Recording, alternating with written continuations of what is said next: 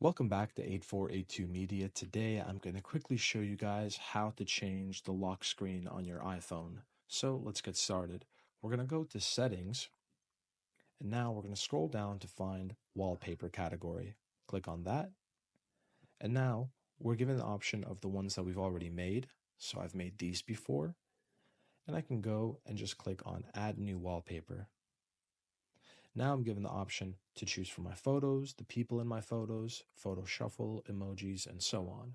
There are these featured lock screens right over here, and then there are the suggested photos.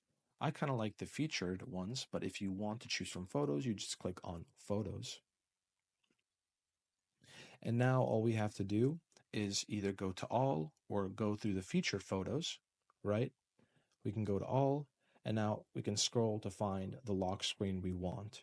But I'm going to cancel this and go and choose one of the featured ones. I like this one right here with the sky, so I'm going to click on it, and all I have to do now is press add all the way to the top right, and then set as wallpaper pair. Click on that, and now when I lock my screen, I've added the lock screen. So guys, that's how you do that. Thank you for watching and have a great day.